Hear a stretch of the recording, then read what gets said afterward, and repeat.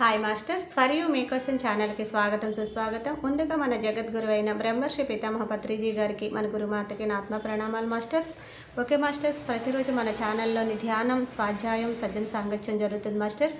అలాగే ఈ జూమ్ సెక్షన్లో పాల్గొన్న మాస్టర్లకి, యూట్యూబ్లో చూస్తున్న మాస్టర్లకు కూడా ధన్యవాదాలు తెలుపుకుందాం. ఓకే మాస్టర్స్, ఈరోజు మన ఛానల్కి సీనియర్ పిరమిడ్ మాస్టర్ గారైన మాధవి మేడం హైదరాబాద్ నుంచి వచ్చారు. మేడం గారిని సాదరంగా ఆహ్వానించుకుందాం. ఈరోజు మేడం చెప్పబోయే టాపిక్ ఆత్మజ్ఞాన సందేశాలు. ఈ గొప్ప ఆత్మజ్ఞానం అందించడానికి మేడం గారికి వెల్కమ్ చెప్దాం మాస్టర్స్. నమస్తే మేడం, వెల్కమ్ మేడం. నమస్కారం మేడం. Thank you. నా గురువు గారైన బ్రహ్మర్షి పితామహ పత్రి సార్కి, స్వర్ణమాల మేడంకి, ప్రతిరోజు నాకు ధ్యానంలో, జ్ఞానంలో మంచి శిక్షణ ఇస్తున్న బ్రహ్మశ్రీ తటవర్తి వీరరాఘవరావు సార్ గారికి, బ్రహ్మ విద్వరిష్ట రాజలక్ష్మి మేడంకి, ఇక్కడికి విచ్చేసిన ఆత్మ బంధువులందరికీ, నాకు ఈ జూమ్ సెక్షన్ లో అవకాశం ఇచ్చిన ఆ మేడంకి, ప్రతి ఒక్కరికి, సరితా మ్యామ్కి, ప్రతి ఒక్కరికి నా ధన్యవాదాలు తెలుపుకుంటూ, నా పేరు డాక్టర్ కె మాధవి. నేను ఇంజనీరింగ్ కాలేజ్‌లో అసిస్టెంట్ ప్రొఫెసర్‌గా వర్క్ చేస్తున్నాను మాస్టర్స్. అసలు ధ్యానం అనేది మన జీవితంలో ఎలా అంటే చెప్తూ ఉంటారు సారు. ధ్యానం తెలిసిన వాళ్ళకి జీవితము లీలలాగా ఉంటుందంట. ధ్యానం తెలియని వాళ్ళకు జీవితం గోలలాగా ఉంటుందంట. సో, కాబట్టి అంటే చూడండి మాస్టర్, అంటే ధ్యానం ఎప్పుడైతే మనకు తెలుస్తుందో ప్రతి ఒక్కటి అర్థమవుతుంది. కర్మ సిద్ధాంతం తెలుస్తుంది. అసలు మన ఎంపికే ప్రతిదీ అనేది మనకు తెలుసుకుంటాము. అన్నిట్లో అర్థం చేసుకునే గుణం వస్తుంది మాస్టర్స్. కష్టం వచ్చినా, నష్టం వచ్చినా ఇది మన ప్రారబ్ధ కర్మే. మనం ఎంచుకున్నదే, మన ఆత్మ ఎదుగుదలకు తెచ్చుకునిందే అన్న విషయం మనకు అర్థమవుతుందన్నమాట. సో, నాకు యాక్చువల్‌గా నాకు ధ్యానం పరిచయంకొస్తే ధ్యానం అనేది తెలిసినప్పటి నుంచి చూడండి, సత్యం అనేది ఇప్పుడు అన్నం తిన్నామా లేదా అనేది ఒకరికి కనపడదు మాస్టర్స్. మనకు మనకే తెలుస్తుంది కడుపు నిండిందా లేదా అనేది. అలాగా ధ్యాన జీవితానికి ముందు, తరువాత అనేది మనకు మనకే తెలుస్తుంది. వాట్ ఈస్ ద డిఫరెన్స్ అని. కాబట్టి ప్రతి ఒక్కరము ధ్యానం తెలుసుకోవాలి. మనకు వీలైనంతగా అంటే ప్రతి ఒక్కరికి ధ్యానం చెప్పాలి. శాకాహారంలో ఉండాలి. సో, ధర్మాన్ని మనం ఎప్పుడైతే పాటిస్తామో, ఆ ధర్మమే మనల్ని రక్షిస్తుంది అని సార్ ఎప్పుడు చెప్తూ ఉంటారు. కాబట్టే మనకు తిరుమలలో స్లోగన్ "ధర్మో రక్షతి రక్షితః" అంటారు. ఎవ్వరు సార్ చెప్తుంటాడు, "ఈ గడ్డంగాడు ఎవరు రక్షించరు, ఈ దేవుళ్ళు ఎవరు రక్షించరు. నువ్వు చేసుకున్న ధర్మమే నీకు పదింతలై." సృష్టి ధర్మం చెనిక్కాయ గింజ ఒక్కటిస్తే పదింతలుగా ఎలా ఇస్తుందో, మనం చేసుకున్న మంచి చెడే మన వెంట వచ్చేది, మనల్ని అది రక్షించేది అని. మరి నాకు ధ్యాన పరిచయం అయిన తర్వాత, ధ్యానం అంటే శ్వాస మీద ధ్యాస అని తెలుసు. శాకాహారం యొక్క విశిష్టత తెలుసు.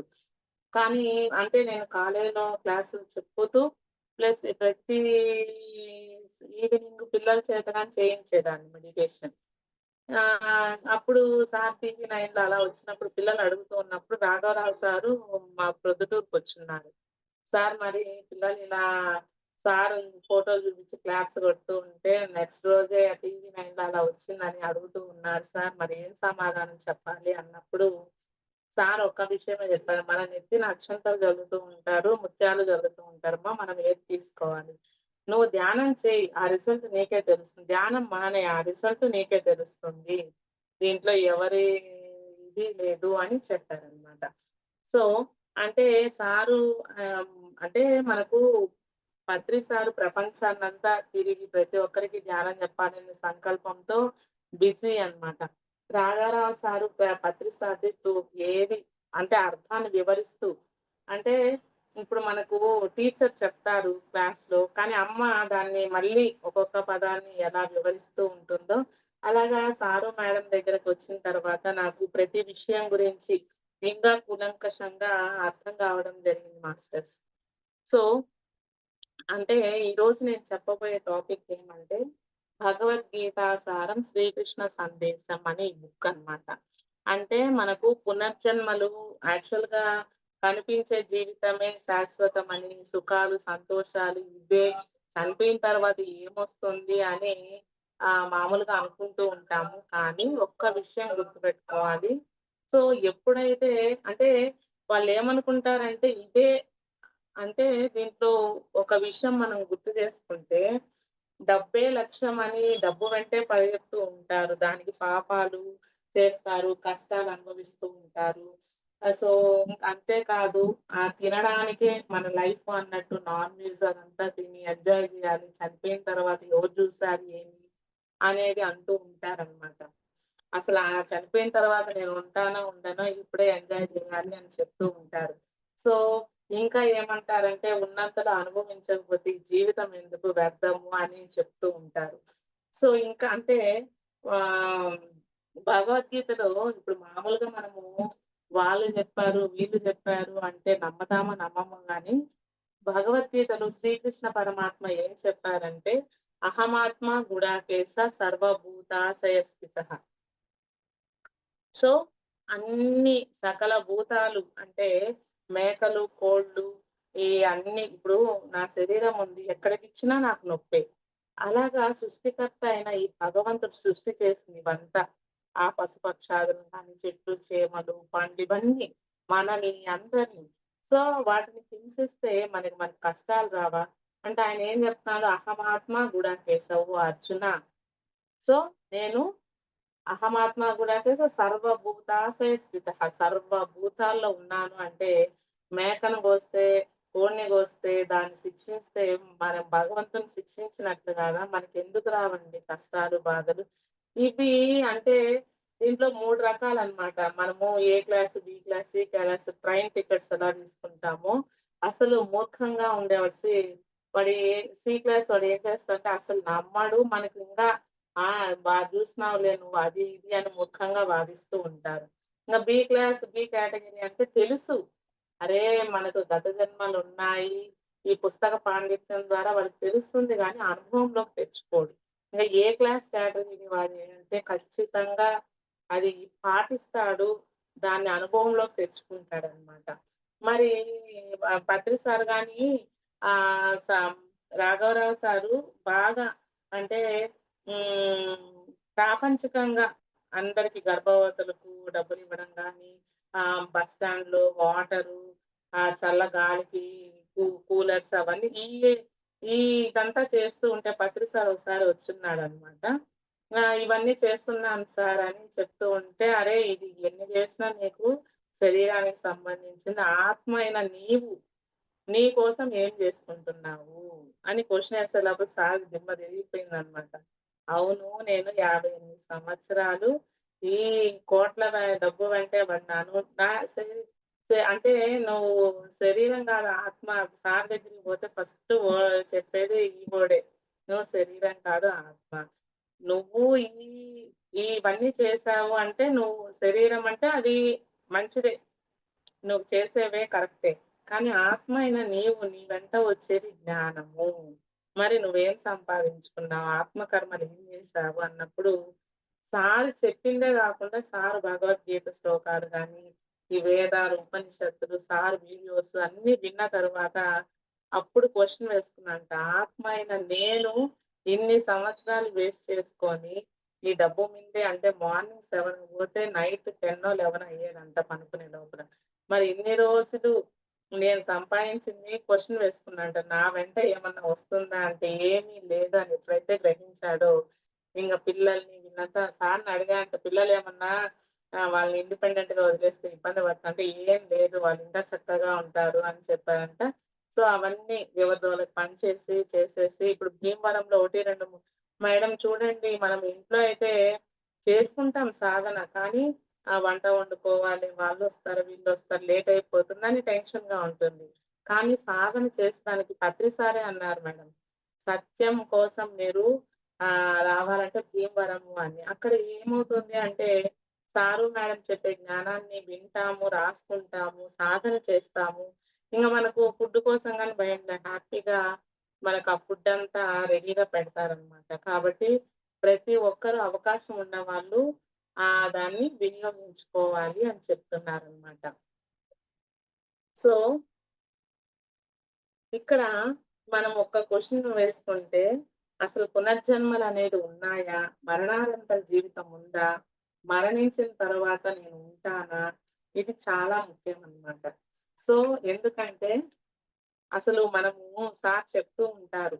పత్రి సార్. మరణించిన తర్వాత ఏమవుతాము? ఎక్కడికి వెళ్తాము?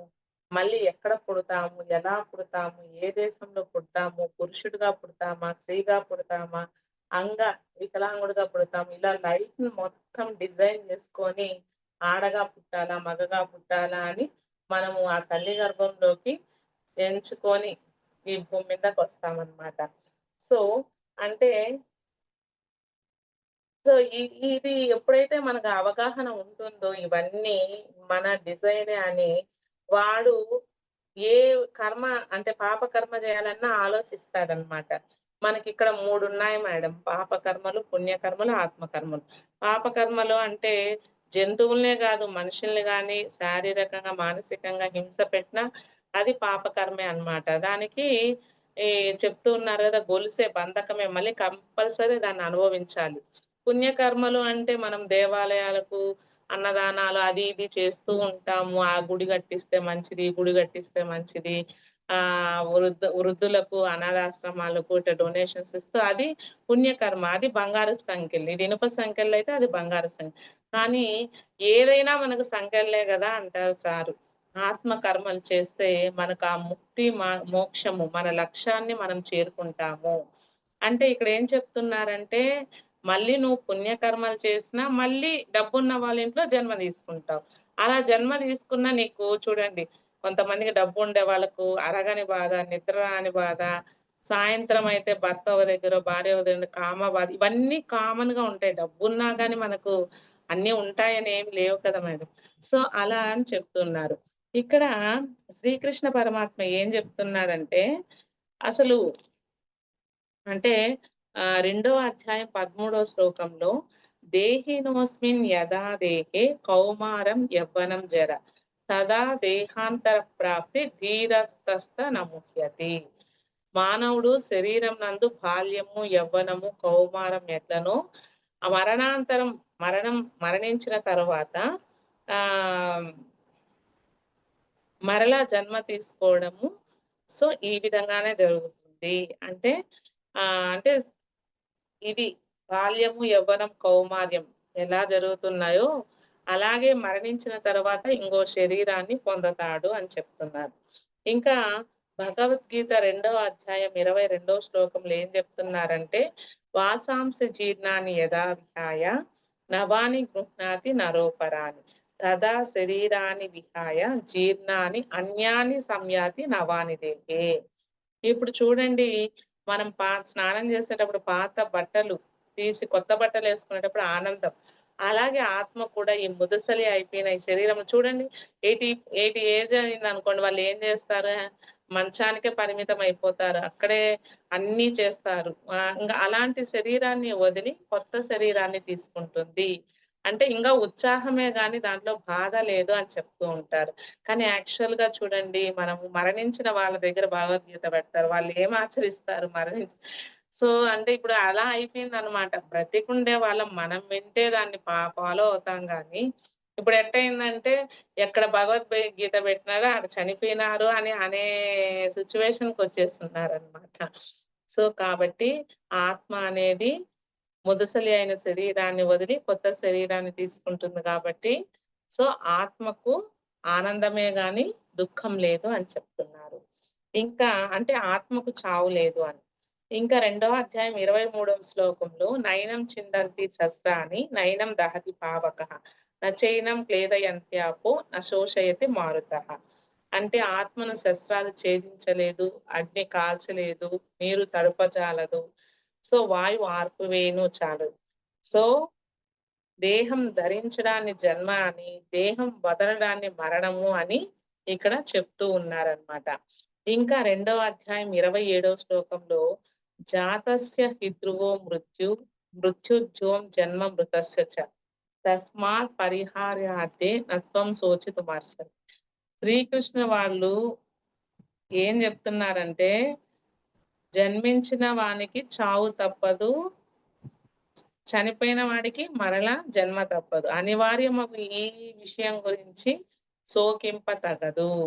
ఇప్పుడు చూడండి నేను ఇక్కడున్నాను, కాలేజుంది. కాలేజ్ అయిపోతే ఇంటికొస్తాను. ఇల్లయిపోతే కాలేజొస్తాను. నేను కాలేజీకి పోయేటప్పుడు ఓయమ్మ! కాలేజీకి పోతాను ఏడుస్తానా? మళ్ళీ ఇంటికొస్తా అంటే ఇంటికొస్తాను ఏడుస్తాను. ప్రతీదీ సంబరమే. ఇక్కడి నుంచి అక్కడికి, అక్కడి నుంచి ఇక్కడికి.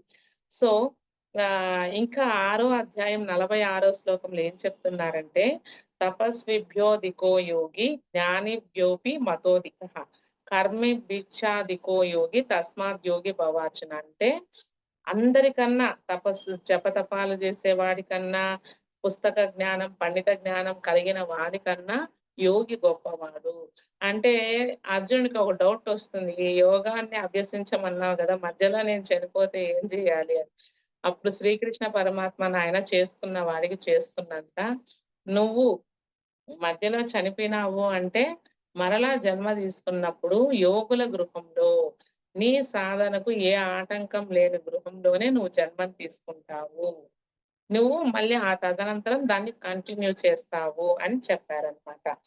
సో, ఇంకా ఆహ్, అంటే ఇలా ఎంతవరకు ఇప్పుడు చూడండి మధ్యాహ్నం 12 అయింది, రాత్రి 12 అలా క్లాక్ వైస్‌గా ఇలా తిరుగుతూనే ఉంటుంది జన్మచక్రం.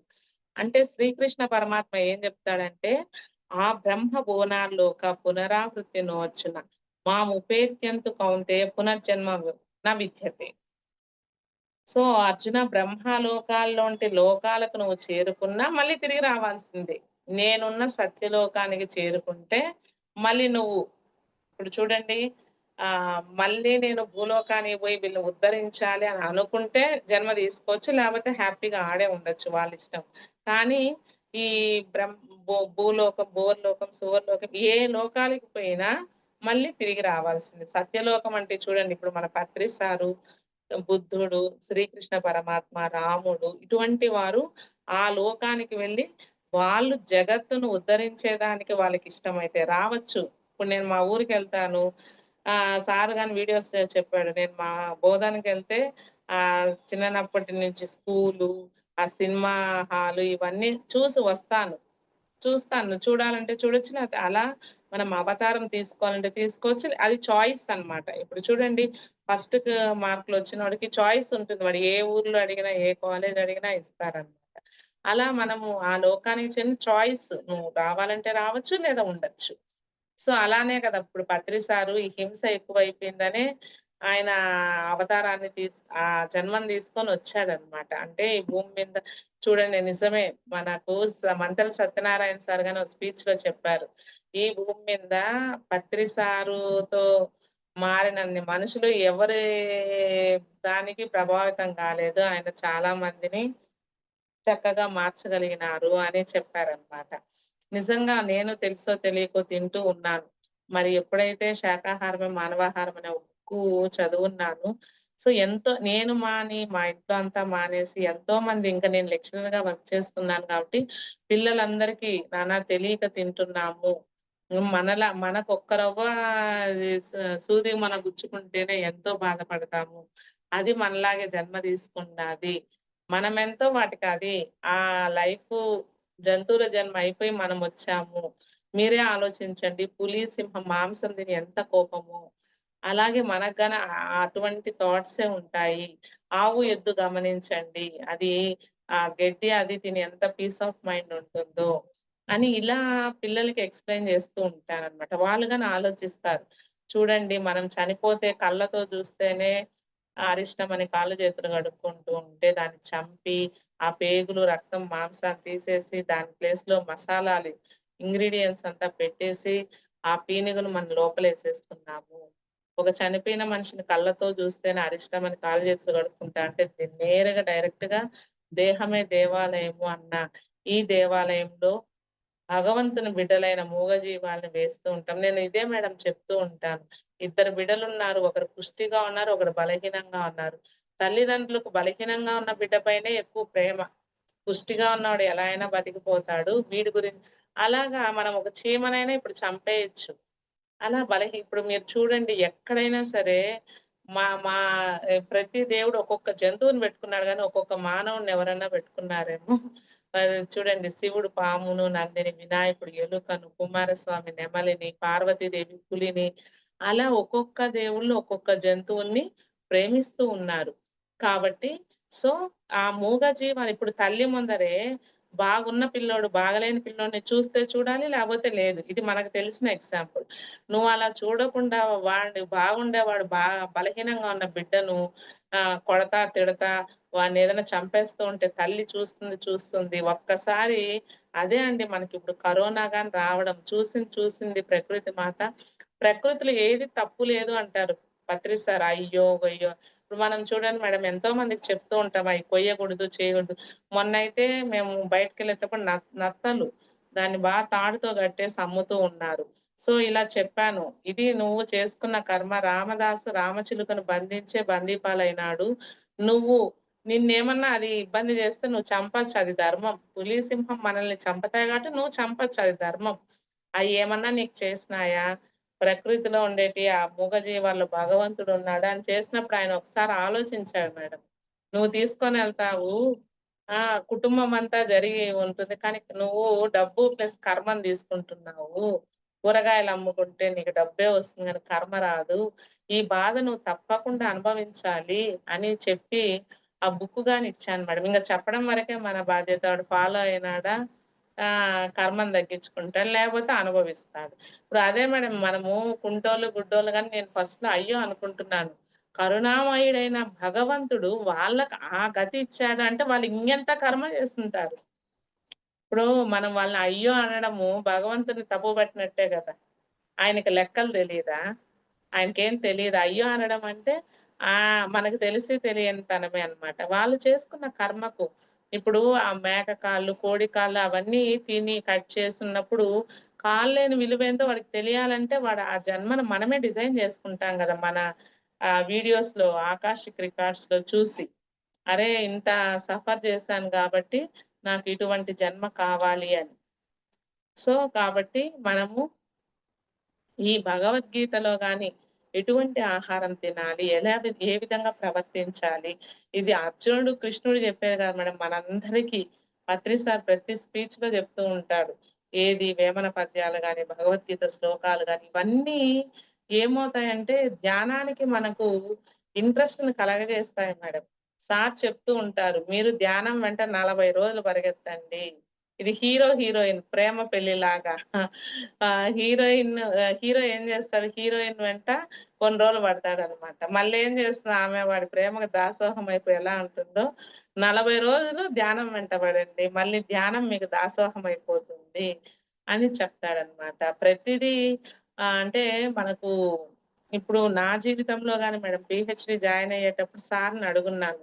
అంటే నాకు మా సారు నేను ఒకే కాలేజీలో పనిచేస్తా అన్నాం. నాకు పీహెచ్‌డీ వేరే ఊర్లో వచ్చింది. పోవాలా? వద్దా? ఇక్కడే వర్క్ చేయాలా? ఇద్దరం హ్యాపీగా ఓ దగ్గరున్నామని ఇది జూసుకోవాలా? మంచి చదువుకునే అవకాశం కలిగింది అది జూసుకోవాలి. మన మెడిటేటర్స్‌ని అడిగినా గానీ కొంతమంది ఇటు జెప్తారు, కొంతమంది అటు జెప్తారు. అబ్బో! భలే టెన్షన్ పడింది. అప్పుడు పత్రి సార్ వచ్చున్నారు ఆ ప్లేస్‌కి. ఆ రోజు వేరే మేడం అనింది. "పత్రి సార్ వస్తూ ఉన్నారమ్మా సార్‌ని అడుగు" అని. ఇంగ నాకు గట్టు మీద పెట్టేసినట్టు అయిపోయింది మేడం. సార్‌ని అడిగాను. అందరూ అని చూసి అడుగులా తెగిసి తంతాడు అని జెప్పారు. అప్పుడు నాకు కొత్త. అని అందరూ శాకాహార ర్యాలీలు జేసినాము. అక్కడ ఇక్కడ వెళ్ళాము సార్ అంటే సార్ ఆనందంగా ఉండే. అమ్మో! ఇదే టైం నాకు అడగాల్సిందే అని సార్‌ని అడిగితే పీహెచ్‌డీ జాయిన్ అవ్వు అన్నారు మేడం. నేను ఇంక మా సార్ గాని వద్దు వద్దు యాడో పోయి ఏం చదువుతావు అది ఇది అని. లేదు అని రిజైన్ గాని చేసేసాను మేడం. ఒక యోగి యొక్క మాటలు ఎప్పుడైనా మేడం అది అక్షర సత్యాలు. ఇంకా మా సారు ఆ గడ్డమాయన పొమ్మంటే పోయినావు అది ఇది అని ఆయన మదనపల్లికి గాని వచ్చేది లేదు మేడం. నువ్వేం రావద్దు నేనే లీవ్ ఉన్నప్పుడు వస్తాను అని వచ్చేదాన్ని.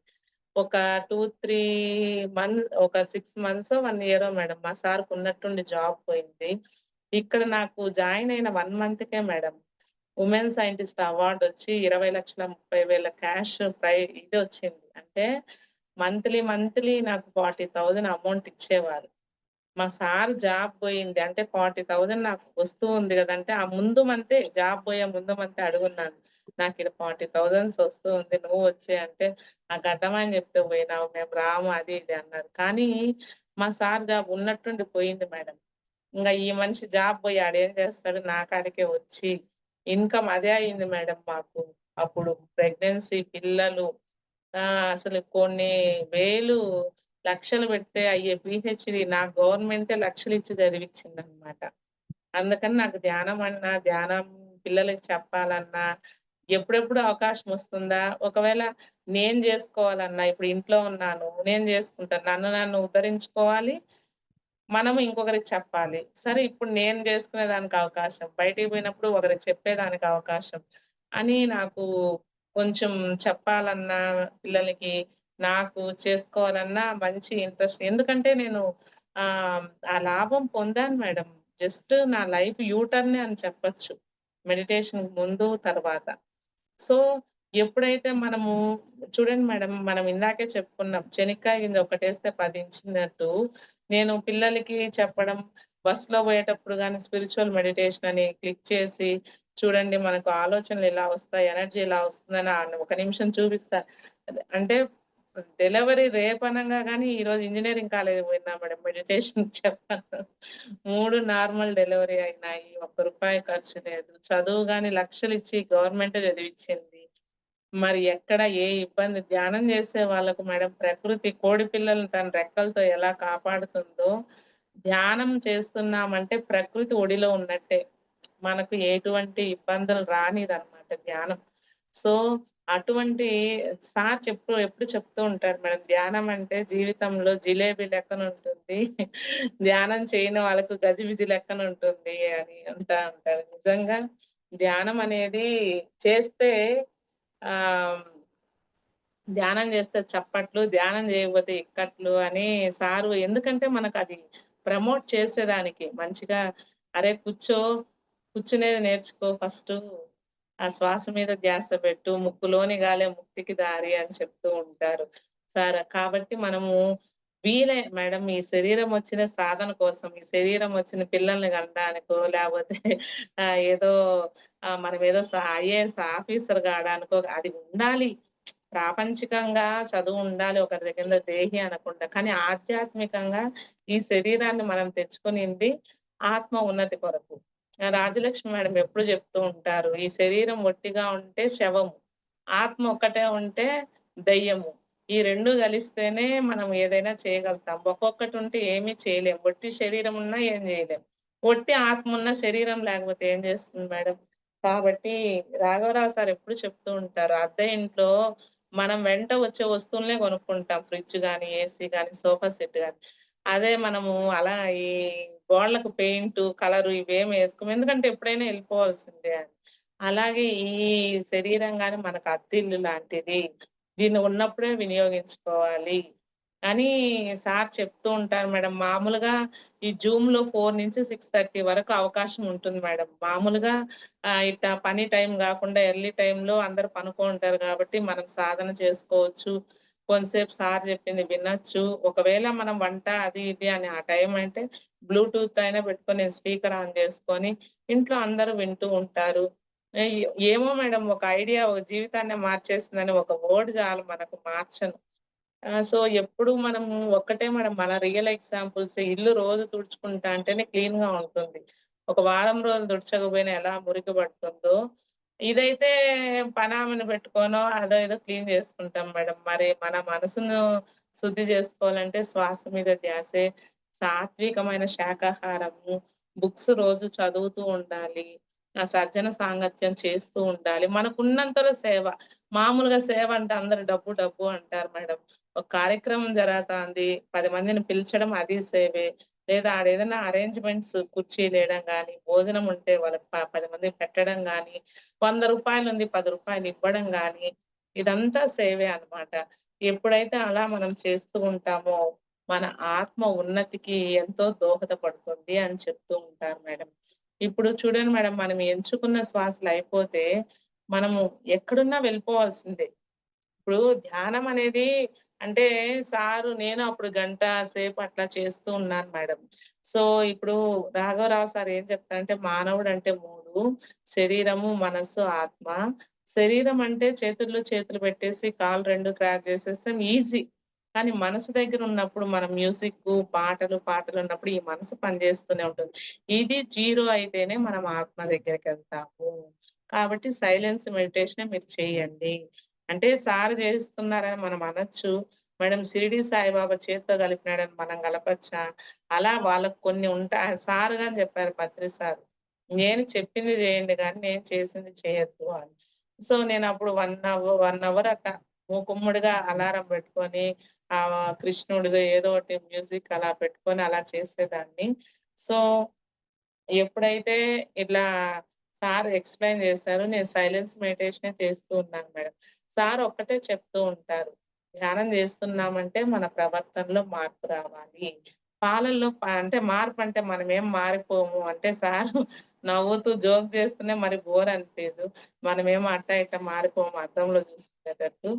సో, పాలల్లో పంచదారేస్తే దాని తీపి ఎలా పెరుగుతుందో అలాగా మన ప్రవర్తనలో మార్పు వస్తే నువ్వు కరెక్ట్ అయిన ధ్యానం చేస్తూ ఉన్నావు.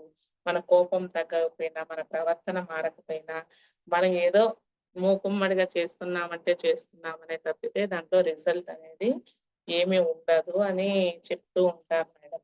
కాబట్టి మనము ప్రతిరోజు సార్ చెప్తూ ఉంటారు గదా! ఆడికి ఈడికి పరిగెత్తడం దేనికి, మనిషి తినేదానికి ఒక ఆహ్, రొట్టె ముక్క, ఆవకాయ తొక్క చాలు.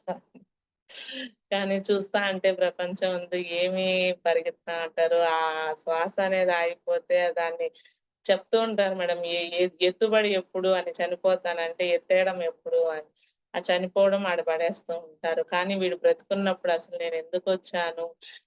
నా పర్పస్ ఏంది అనేది తెలుసుకోలేడనమాట. ఈ మనసు యొక్క ప్రభావంతో బయట బయట ఏమో ఉంది, ఇంకా ఏమో ఉందని. కానీ సచ్చిత్ ఆనంద స్వరూపం నీలోనే ఉంది.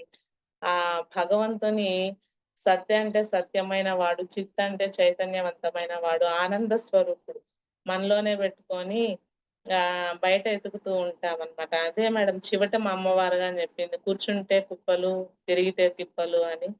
మనం ఎప్పుడు ఆడ ఉందా, ఈడుందా అంటే పుణ్యక్షేత్రాలకి పోవచ్చు. ఏదో ప్రకృతిని ఆస్వాదించేదానికి అక్కడ శక్తి ఉంటుంది కాబట్టి పోవచ్చు. పోవద్దు అని చెప్పలేదు గానీ, మరీ మూర్ఖంగా సార్ ఓ బుక్‌లో చెప్పాడు. "నువ్వు కడుపు నిండా చేపలు తిని, శ్రీశైలం అవన్నీ తిరిగినా శుద్ధ వేస్టు" అని. అట్లా మనము ధర్మంలో ఉండాలి. సో, మనకు వీలైనంత సహాయం చేయాలి. ఎందుకంటే ఇప్పుడు ధ్యానం తెలిసిన వాళ్ళు మనం చేయం మేడం. ఎవ్వరికీ హార్మ్ చేయం. ఎందుకంటే మళ్ళీ మనం అది తిరిగి అనుభవించాలి అనేది మనకు వస్తుంది. కాబట్టి ఒకరికి హార్మ్ చేయకూడదు అనేది మనకు స్పష్టంగా అర్థమవుతుంది.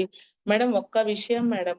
ఈ ఆనందాన్ని రుచి చూసిన వాడు వదలలేడనమాట ఈ ధ్యానం. సో, ఎందుకంటే ఒక తండ్రి ఒక కొడుకు బాగా చెడు అలవాట్లు నేర్చుకొని, బాగా డ్రింక్ చేస్తూ అలవాటైపోతాడు వాడికి. ఈ తండ్రి చూసి బాధపడుతూ, "నాయనా నువ్వేం చెప్పినా నేను చేస్తూ ఉంటాను. కానీ ఆ తాగుడు మాత్రం మానేసేయి" అని చెప్తాడనమాట. సరే అని ఆ కొడుకు ఒక కండిషన్ చెప్తాడు. నాన్న నేను చేసేది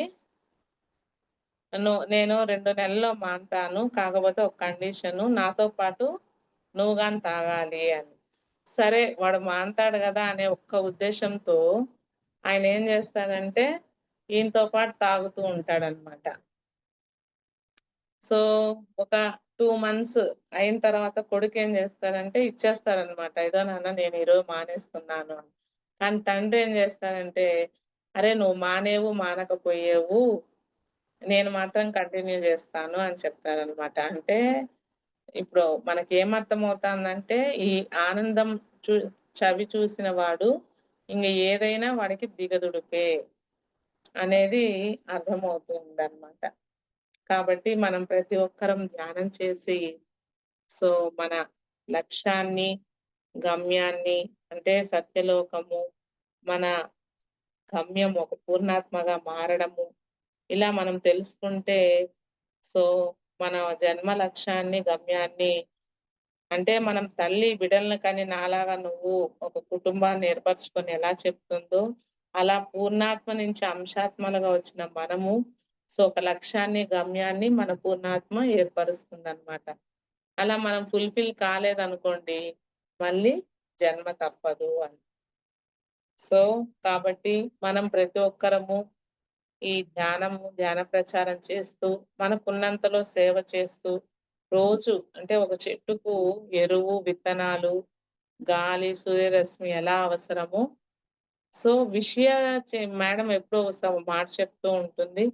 విషయాలు ఉన్న చోట వాసుదేవుడు ఉండడు అని. విషయ చింతన ఎప్పుడు ఒకరిని చూస్తే బ్యాడ్‌గా థింక్ చేయడము, అలా ఎప్పుడైతే అలా చేస్తూ ఉంటామో, సో విషయాలున్న కాడ వాసుదేవుడు ఉండడు అని. మన మనసుని ఎప్పుడు శుద్ధి చేసుకుంటూ ఇప్పుడు అద్దం చూడండి మురికిగా ఉంటే మన ఫేసే మనకు కనపడదు. అలా మన మనసుని శుద్ధి చేసుకున్నప్పుడే ఇప్పుడు ఒక విషయం మేడం సార్ మొన్న ఉపమాన జ్ఞాన సందేశాలుగా అని చెప్పారు. మురికి నీటిలో కింద ఏమున్న విషయాలు వస్తువులు తెలీదు. అదే స్వచ్ఛమైన నీటిలో మనం కింద ఉన్నయిటి గాని కనిపిస్తాయి. అలా స్వచ్ఛమైన మనసుతో ఉన్నప్పుడే ధ్యానం అనేది కరెక్ట్ మెడిటేషన్ అవుతుంది గానీ, మనము ఒకరంటే పడదు, వాళ్ళంటే అసూయ, కోపం, ద్వేషం ఉండి మనం ధ్యానము అంటే మనకు గాని అది కరెక్ట్ అయిన ధ్యానం కాదు అనేది సార్ ఎప్పుడు చెప్తూ ఉంటారు. ఇప్పుడు మొన్నగానే చెప్పారు. టెంకాయ కొట్టి కొబ్బరి నీళ్లు తాగితే వాడికి అది ఇంక టెంకాయని అంత పట్టించుకోడు. అలా ఆ బ్రహ్మానందాన్ని చవి చూసిన వాడికి ఈ భోగ వస్తువులు, ఈ విషయ వాంఛలు వాడికి అసలు పట్టించుకోడు అని చెప్తూ ఉంటాడు. వాడికి అవి తుచ్చమైనటివి అనిపిస్తాయి మేడం. సో, కాబట్టి మనమందరము ధ్యానం చేసి ఒక గొప్ప పూర్ణాత్మగా ఎదగాలని కోరుకుంటూ ఉన్నాను మేడం. మరి నాకింత చక్కని అవకాశం ఇచ్చినందుకు thank you. Thank you madam. Thank you so much madam. For you మీకోసం మన ఛానల్‌కొచ్చి ఎంతో గొప్ప ఆత్మజ్ఞానం అందించారు మేడం. Thank you madam.